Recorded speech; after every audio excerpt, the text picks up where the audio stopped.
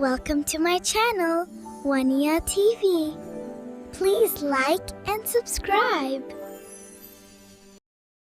यह हजारों बरस पहले का जिक्र है। किसी दूर दराज मुल्क में एक नेकदिल बादशाह हुकूमत करता था। उसके घर एक बेटा पैदा हुआ जिसका नाम शहजादा आजर रखा गया। अभी शहजादा आजर नन्हा सा बच्चा ही था कि उसकी वालिदा यानी मलिका अचानक सख्त बीमार हो गई। कुछ ही दिनों में उसके हसीन चेहरे पर चेचक के दाग नुमाया हो गए।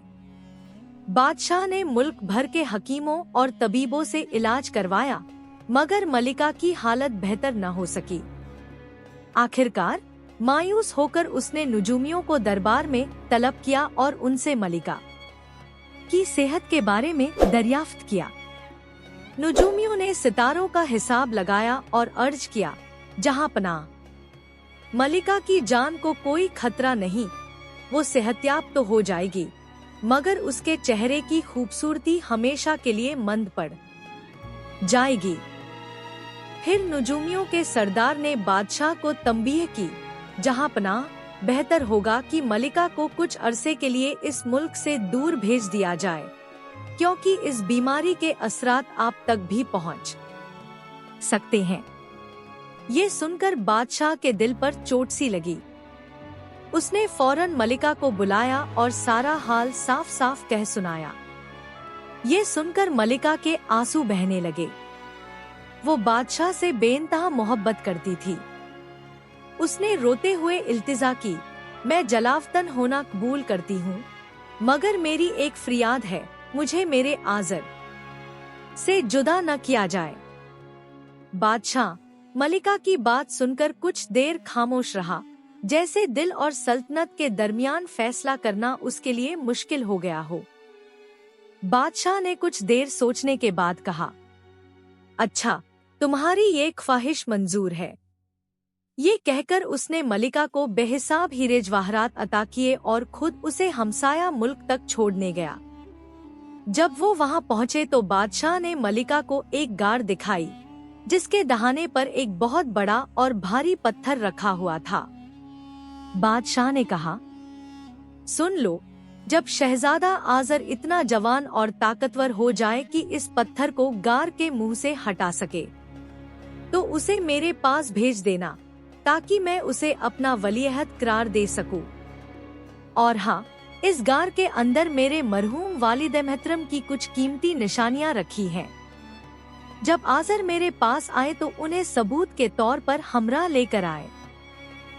ये हिदायत देकर बादशाह ने मलिका और शहजादे को वहीं छोड़ दिया और अपने मुल्क वापस चला गया।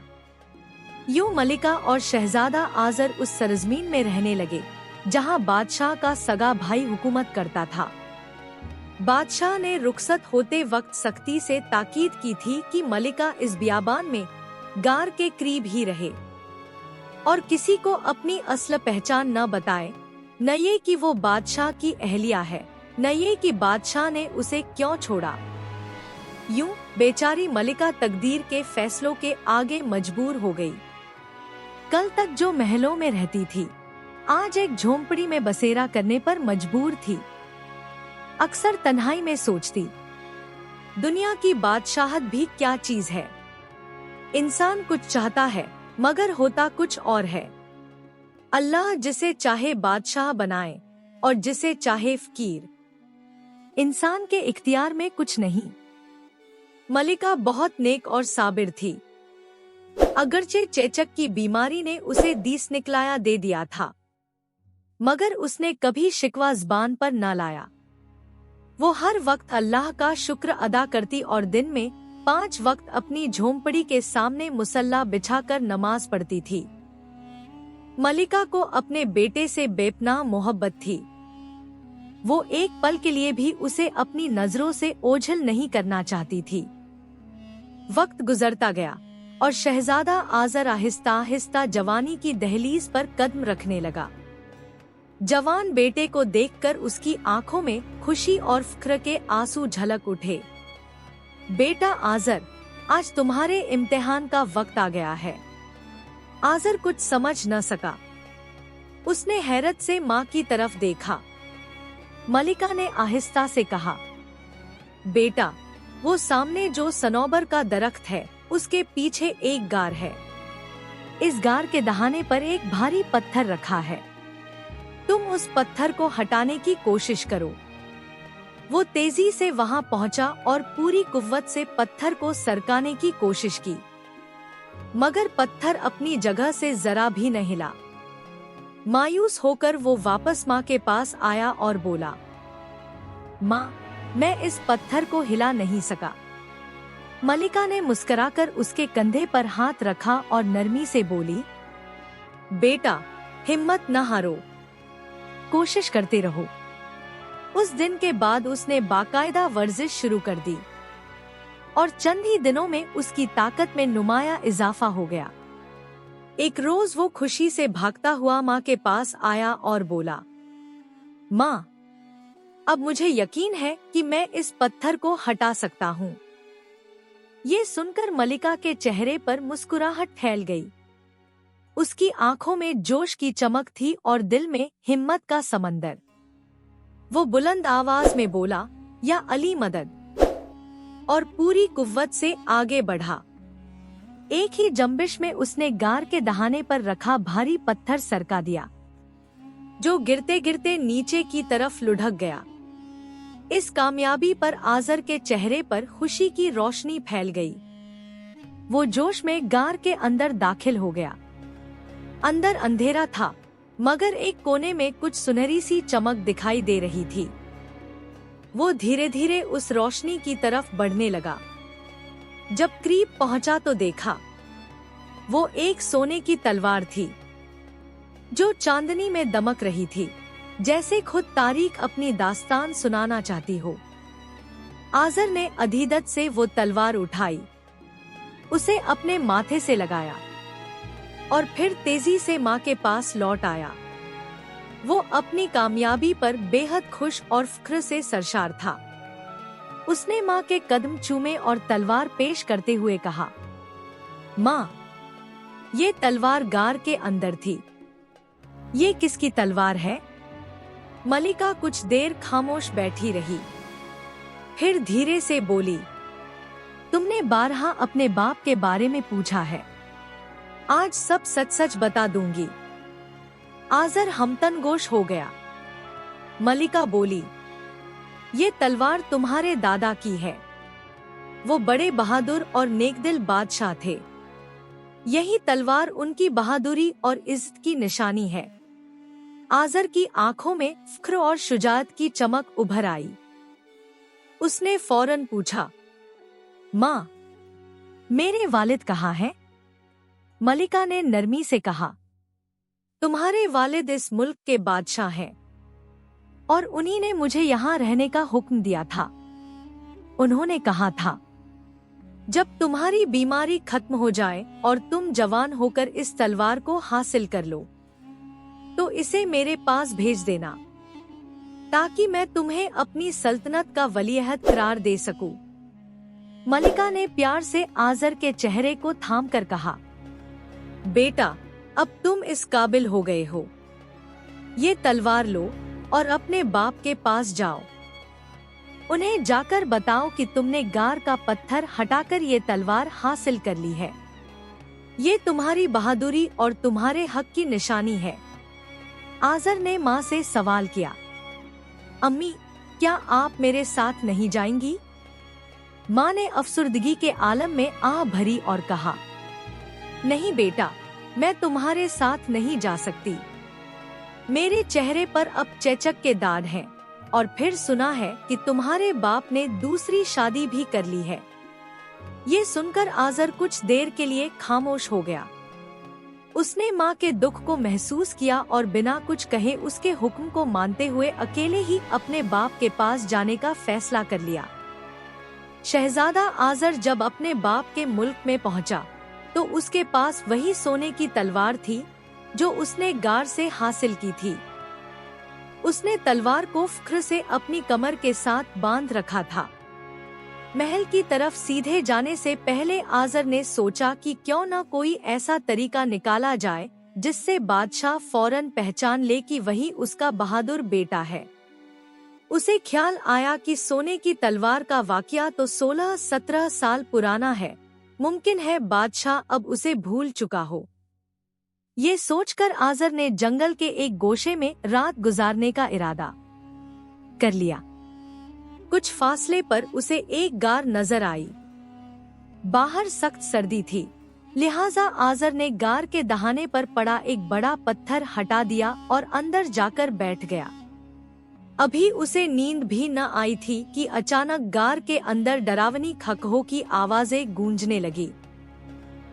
फिर एक काले रंग का खूंखार जिन्न अपनी लंबी ज़बान बदसूरत होठों पर फेरता हुआ आज़र की तरफ झपटा। मगर शहजादा आज़र ने हिम्मत न हारी। उसने फौरन अपनी सोने की तलवार मयान से निकाली और एक ही वार में जिन्न का काम तमाम कर दिया।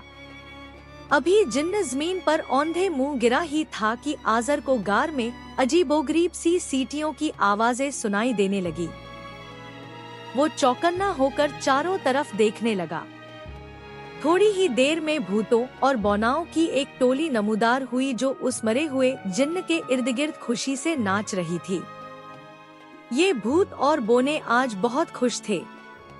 जिन्न को मरा देखकर एक शरारती बोना उसकी तोन पर चढ़ गया और अपने साथियों से कहने लगा, दोस्तों, ये हमारे लिए खुशी की सबसे बड़ी घड़ी है। आज से हम आजाद हैं। जालिम जिन्न अपने अंजाम को पहुंच चुका है। हमें उस बहादुर नौजवान का शुक्रिया अदा करना चाहिए जिसने हमें इस खूंखार जिन्न के जुल्म से निजात दिलाई है। ये सुनकर तमाम भूत और बोने शहजादे आज़र के सामने हाथ बांधकर अदब से खड़े हो गए। शहजादा मुस्कुराया और नरमी से बोला, ये तो मेरा फर्ज था। ऐसे जालिम और बदसूरत जिन्न को अंजाम तक पहुंचना ही था। वो मर चुका है, अब तुम सब आजाद हो। शहजादे आज़र के मुंह से ये परम्ज़ बातें सुनकर भूतों और बौनाओं ने खुशी के नारे लगाए और उसे अपने कंधों पर उठा लिया। नारे लगाते, झूमते हुए वो सब गार के अंदर की तरफ बढ़ने लगे। काफी देर चलने के बाद वो एक खूबसूरत बस्ती में पहुँचे। वहाँ छोटे छोटे मकानात थे। हर मकान की दीवार पर भूतों और बौनाओं की तस्वीरें बनी हुई थी। यहाँ पहुंचकर सबने शहजादा आज़र को कंधों से उतार लिया। सामने एक सोने का तख्त रखा था। बौनाओं ने अदब से अर्ज किया, ए बहादुर शहजादे, बराए करम इस तख्त पर रौनक अफरोज हों। शहजादा आज़र मुस्कुराकर तख्त पर बैठ गया। उसी लम्हे एक बोना आगे बढ़ा और जोर से ताली बजाई। अचानक आसमान से नीले, पीले और गुलाबी लिबास पहने परियां तार दर तार उतर आईं और शहजादे के इर्द गिर्द दायरा बनाकर खड़ी हो गईं। फिर उसी बोने ने दोबारा ताली बजाई तो फिजा में एक सोने की पालकी नमूदार हुई। पालकी के अंदर परियों की मलिका बैठी थी। जब वो उतरी तो उसके चेहरे पर खुशी के आसार थे। बौनाओं और भूतों ने आजिजी से अर्ज किया, ए मलिका, ये वही बहादुर शहजादा है जिसने काले खूंखार जिन्न को मारकर हमें नजात दिलाई। परियों की मलिका आगे बढ़ी, शहजादा आज़र का शुक्रिया अदा किया और नरम लहजे में बोली, वो जालिम जिन्न मुझसे शादी करना चाहता था। जब मैंने उसकी पेशकश को ठुकरा दिया तो उसने जबरदस्ती मेरी पूरी रियाया को कैद कर लिया और मुझे गार के आखिरी हिस्से में ले गया था। फिर परियों की मलिका ने शहजादे से कहा, ये भूत और बोने ही इस बस्ती की रियाया है। इन्हीं की मोहब्बत और वफादारी ने मुझे अब तक मलिका बना रखा है। ये कहकर मलिका ने अपने सर से सोने का ताज उतारा और निहायत अकीदत के साथ शहजादा आज़र के सर पर रख दिया। ये मंजर देखकर भूतों और बौनाओं ने खुशी से तालियां बजाईं और एक आवाज में नारे लगाने लगे, भूतों का बादशाह जिंदाबाद, शहजादा आज़र पायंदाबाद। शहजादा आज़र ने मुस्कुराते हुए ये बादशाहत कबूल कर ली, मगर दिल में जानता था कि वो यहाँ ज्यादा देर नहीं ठहर सकता। वो कुछ रोज तक भूतों की बस्ती में रहा। परियों की मलिका रोजाना उसके लिए नए नए खाने तैयार करवाती, खुशबूदार फूलों से बस्ती को सजाती और हर शाम उसकी बहादुरी की तारीफ करती। आखिर एक शाम जब आसमान पर सूरज ढलने लगा, शहजादा आज़र ने नरमी से कहा, ए मलिका, मैं एक अहम मुहिम के लिए इस सरजमीन पर आया था। अब वक्त है कि मैं अपनी मंजिल की तरफ रवाना हूँ। वादा करता हूँ, बहुत जल्द वापस आऊंगा। परियों की मलिका ने मुस्कुराकर इजाजत दे दी, मगर जाते हुए अपने हाथ की एक नीलम जड़ी अंगूठी उतारकर शहजादे को देते हुए बोली, जब भी तुम्हें कोई मुश्किल दरपेश हो, इस अंगूठी के नगीने को 3 बार आसमान की तरफ लहराना। मैं फौरन तुम्हारे पास हाजिर हो जाऊंगी। शहजादा आज़र ने अकीदत से अंगूठी कबूल की, परियों की मलिका का शुक्रिया अदा किया और भूतों बौनाओं सबसे रुखसत होकर अपनी अगली मंजिल की तरफ रवाना हो गया। गार से निकलकर वो पहाड़ी इलाके में आ पहुंचा। ये एक सब्जोशादाब वादी थी, जहां हर तरफ रंग बिरंगे फूल, घने दरख्त और नदियों का ठंडा पानी बह रहा था। आज़र ने इर्द गिर्द नजर दौड़ाई, मगर हैरत की बात ये थी कि इतनी जरखेज और खूबसूरत वादी में कोई इंसान नजर नहीं आ रहा था। वो सारा दिन वादी की सैर करता रहा। शाम ढली तो उसने कुछ जंगली फल तोड़कर खाए और फिर एक बड़े दरख्त के नीचे लेटकर सो गया। अभी उसकी आंखें बंद ही हुई थी कि रात के सन्नाटे में अचानक कुछ खौफनाक आवाजें गूंजने लगी। आज़र चौंककर उठ बैठा और आंखें मलकर इर्द-गिर्द देखने लगा। थोड़ी ही देर में उसकी नजरों के सामने एक किरण जैसी रोशनी नमूदार हुई और जैसे जैसे वो रोशनी करीब आई, एक भयानक और बदसूरत जादूगर उसमें खड़ा नजर आया। आज़र संभल कर खड़ा हुआ। जादूगर ने गरजदार आवाज में कहा, ए बेवकूफ लड़के, तुझे इस वादी में आने की हिम्मत कैसे हुई? आज़र खामोश रहा तो जादूगर गुस्से में बोला, अब मैं तुझे तेरी गलती का सिला दूंगा। तेरी मौत तेरे सर पर मंडला रही है, तैयार हो जा। आज़र ने डटकर जवाब दिया, ए जादूगर, अपने जादू पर इतना गुरूर मत कर। मेरी मौत तेरी ताकत में नहीं, सब कुछ अल्लाह के इख्तियार में है। जो वो चाहे दे देता है और जो चाहे ले लेता है। जादूगर ने आज़र के ये अल्फाज सुनकर सख्त गुस्सा महसूस किया और फौरन कोई तिलिस्म चलाने की कोशिश की, मगर उसका जादू अचानक बेअसर हो गया। वजह ये थी कि जादूगर का वो बाजे जंगी, जिसे वो दुश्मनों पर भेजकर काम लेता था, उसी वक्त उसके महल में कैद था और जब तक वो बाज हाजिर न होता, जादूगर का जादू मुकम्मल तौर पर कमजोर रहता। उधर आज़र के हाथ में उसकी सोने की तलवार चमक रही थी। तलवार की ये रोशन दमक देखकर जादूगर डरकर पीछे हटा और आखिरकार भाग खड़ा हुआ। आज़र ने हंसते हुए कदम बढ़ाए और सरसब्ज वादी से बाहर निकल आया। उसने तेज कदमों से मुल्क की सरहद पार की, जहां उसका बाप बादशाह हुकूमत करता था। शाही महल सरहद से ज्यादा दूर न था। आज़र महल पहुंचा और दरबानों ने पूछा, तुम कौन हो और बादशाह से क्यों मिलना चाहते हो? शहजादे ने जवाब दिया, बस तुम बादशाह से कह दो कि एक बहादुर नौजवान उनसे मुलाकात करना चाहता है। एक दरबारी ने वजाहत चाही। लेकिन तुम कौन हो आखिर? शहजादा मुस्कुराया और बोला, अच्छा तो कह दो कि भूतों का बादशाह मुलाकात के लिए आया है। ये सुनकर सब दरबारी जोर से हंस पड़े। इतने में महल की बालकनी से बादशाह की नजर नीचे शहजादे पर पड़ गई। उसने फौरन दरबानों को हुक्म दिया, इस नौजवान को हमारे हुजूर पेश किया जाए।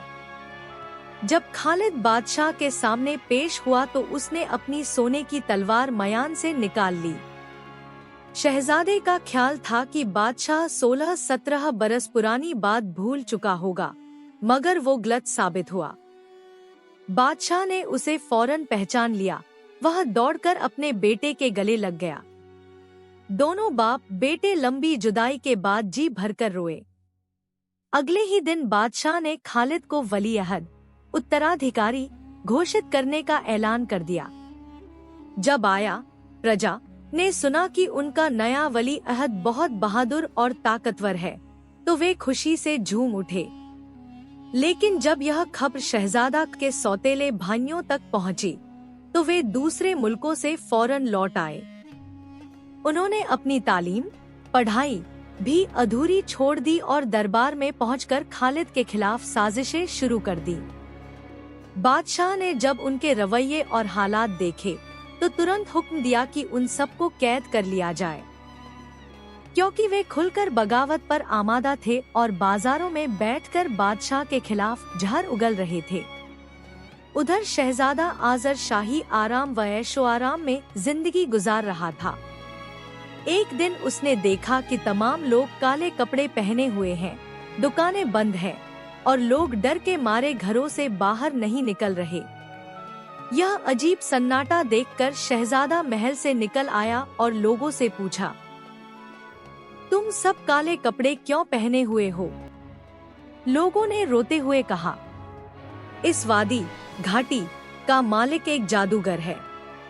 वह हर साल चांदनी रात को खूंखार रूप में आता है और 7 बच्चों को उठा ले जाता है। इसी वजह से यहाँ हर तरफ उदासी और खौफ के साए मंडरा रहे हैं। यह सुनकर शहजादा आजर ने फौरन परियों की मलिका की अंगूठी निकाली और उसके नगीने को 3 बार आसमान की तरफ लहराकर पुकारा। कुछ ही लम्हों में वही पलकी आसमान से उतरी और परियों की मलिका शहजादे के सामने प्रकट हो गई। आजर ने परेशान होकर कहा, ए मलिका, मैं उस जादूगर का सामना करना चाहता हूँ, वही जो कुछ महीने पहले मेरी सोने की तलवार के वार से बच निकला था। परियों की मलिका कुछ देर खामोश रही, फिर गंभीर स्वर में बोली, आजर, उस जादूगर का सामना आसान नहीं है। मैं उसे बहुत अच्छी तरह जानती हूँ।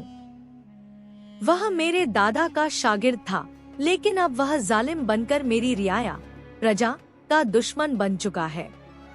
उसी ने मुझे भूतों की बस्ती में कैद कर रखा था, वही बस्ती जिसे तुमने आजाद कराया था और जिसका तुम अब बादशाह हो। यह कहकर मलिका ने शहजादे को एक नरम सफेद गुलाब देते हुए कहा, जब वह जादूगर तुम्हारे सामने आए तो यह फूल सूंघ लेना। इसकी खुशबू तुम्हें उसकी नजर से गायब कर देगी। तुम उसे देख सकोगे, मगर वह तुम्हें नहीं देख पाएगा। शहजादा आजर वादी के आखिरी हिस्से में पहुंचा, जहां एक बड़ा सूखा और टेढ़ा मेढ़ा दरख्त खड़ा था। दरख्त के आसपास एक काला खरगोश घूम रहा था। परियों की मलिका ने उसे बताया था कि यही खरगोश जादूगर की जान है। आजर ने मन ही मन कहा, अब सब कुछ खत्म करके ही रहूंगा, और सरसब्ज वादी की ओर बढ़ गया। जादूगर ने उसे देखते ही गुस्से में कहा, अब तुम मुझसे बचकर नहीं जा सकते। देखते हैं तुम्हारी मौत मेरे कब्जे में है या किसी और के। जादूगर ने अपना बाज, जादुई पक्षी, आजाद करने ही वाला था कि आजर ने सफेद गुलाब सूंघा और उसकी खुशबू से गायब हो गया। वह वादी के आखिरी हिस्से में पहुंचा और देखा कि वही काला खरगोश दरख्त के चारों ओर खेल रहा है। आजर ने झपटकर खरगोश को पकड़ लिया और उसकी गर्दन मोड़ दी। जैसे ही खरगोश मरा, जादूगर का सिर भी तन से जुदा हो गया। जादूगर के मरते ही कई भूत और बौने अचानक वादी में प्रकट हो गए, वही जिनको जादूगर ने अपनी ताकत से कैद कर रखा था और जिनके जरिए वह लोगों को सताता था। आजर ने जादूगर का सिर अपनी सोने की तलवार में रख लिया और उसे लेकर अपने मुल्क वापस लौट आया। रियाया ने जब जादूगर का सिर देखा तो खुशी से झूम उठी और सबने शहजादा आजर की बहादुरी की तारीफ की। रात को पूरे मुल्क में चिरागा किया गया।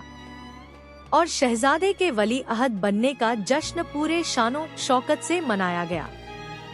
शहजादा आजर के सौतेले भाइयों ने जब उसके शौर्य और वीरता की यह कहानी सुनी तो वे भी उसकी आज्ञा मानने पर मजबूर हो गए और बादशाह से कहा, हम आजर को इस मुल्क का वली अहद मानते हैं। अभी शहजादे के वली अहद उत्तराधिकारी बनने का हक पूरी तरह से पक्का भी नहीं हुआ था कि अचानक भूतों की एक बड़ी फौज महल में आ पहुंची। उन्होंने आजर को मुबारकबाद दी और कहा, वादियों के सारे भूत और बौने भी अब तुम्हें अपना बादशाह मानते हैं। शहजादा आजर बहुत खुश था, लेकिन उसकी नजर किसी और की तलाश में थी। उसने परियों की मलिका की अंगूठी 3 बार हवा में लहराई और आसमान की ओर देखा। तभी मलिका फौरन प्रकट हो गई। मलिका ने मुस्कुराकर शहजादे को वली अहद बनने की मुबारकबाद दी। बादशाह ने देखा कि परियों की मलिका बहुत खूबसूरत और तेजस्विनी है, तो उसने तुरंत आजर की शादी उसी से कर दी। कुछ ही दिनों बाद शहजादा आजर की माँ भी उनके पास आ गई। अब वह पूरी तरह सेहतमंद हो चुकी थी। इस तरह बादशाह, मलिका, शहजादा आजर और परियों की रानी सब खुशी और सुकून के साथ रहने लगे। बादशाह अब बूढ़ा हो चुका था। कुछ समय बाद उसने तख्त और ताज शहजादा आजर को सौंप दिया और अपनी बाकी जिंदगी अल्लाह की इबादत और याद में गुजार दी।